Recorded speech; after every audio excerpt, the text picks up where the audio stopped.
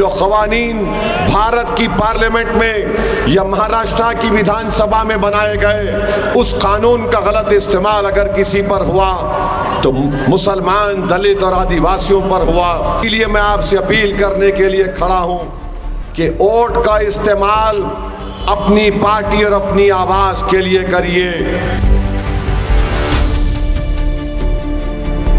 ये जो लोग आकर सियासी सेकुलरिज्म की बात करते हैं, सबसे ज्यादा मक्कार और दुश्मन मुसलमानों के, दलितों के यही लोग हैं जो सिर्फ इलेक्शन के वक्त सेकुलरिज्म की बात करते हैं। जो सेकुलरिज्म का हवाला संविधान में लिखा गया, तमहीद में लिखा गया आइन के, मैं उसको मानता हूं। ये सियासी सेकुलरिज्म को मैंने कभी नहीं माना।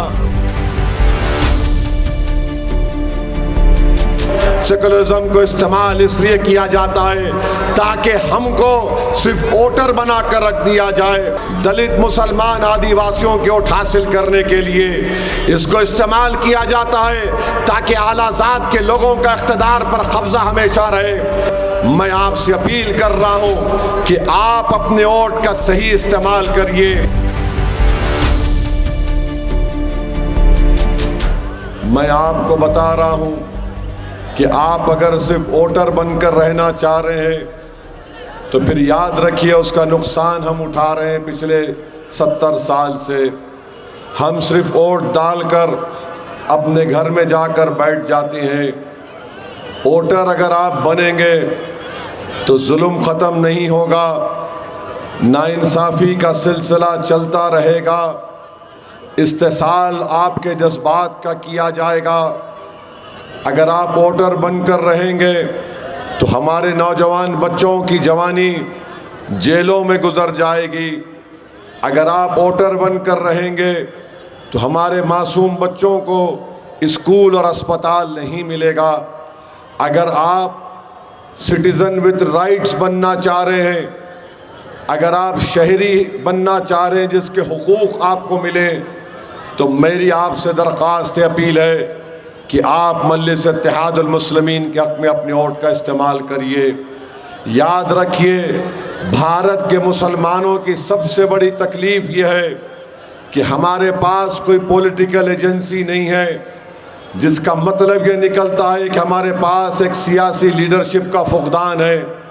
मजलिस इत्तेहादुल मुस्लिमीन यही कोशिश में लगी है कि आपकी सियासी लीडरशिप को मजबूत किया जाए।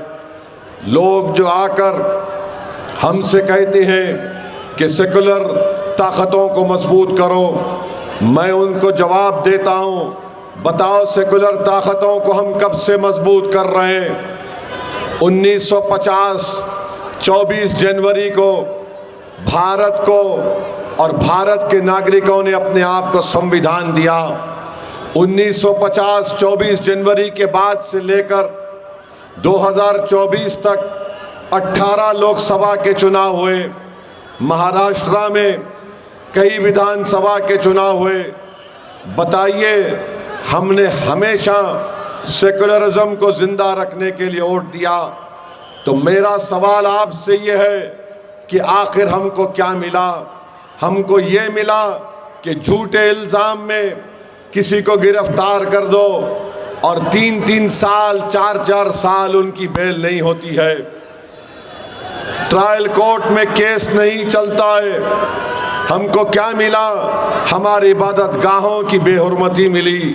हमको क्या मिला कि हमारे घरों पर फसादात के ज़रिए हमले करवाए गए।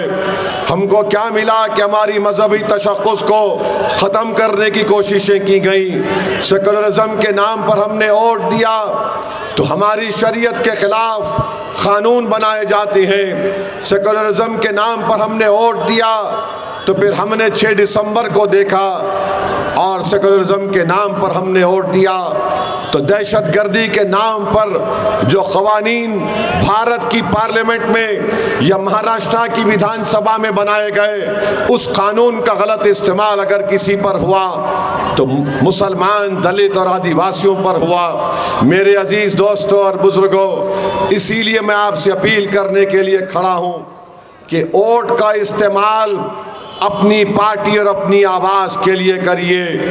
याद रखिए, ये जो लोग आकर सियासी सेकुलरिज्म की बात करते हैं, सबसे ज़्यादा मक्कार और दुश्मन मुसलमानों के, दलितों के यही लोग हैं जो सिर्फ इलेक्शन के वक्त सेकुलरिज्म की बात करते हैं। जो सेकुलरिज्म का हवाला संविधान में लिखा गया, तमहीद में लिखा गया आइन के, मैं उसको मानता हूँ। ये सियासी सेकुलरिज्म को मैंने कभी नहीं माना।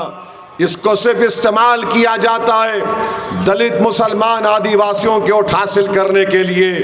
इसको इस्तेमाल किया जाता है ताकि आलाजात के लोगों का इख्तिदार पर कब्जा हमेशा रहे। सेकुलरिज्म को इस्तेमाल इसलिए किया जाता है ताकि हमको सिर्फ वोटर बना कर रख दिया जाए। मैं आपसे अपील कर रहा हूँ कि आप अपने वोट का सही इस्तेमाल करिए।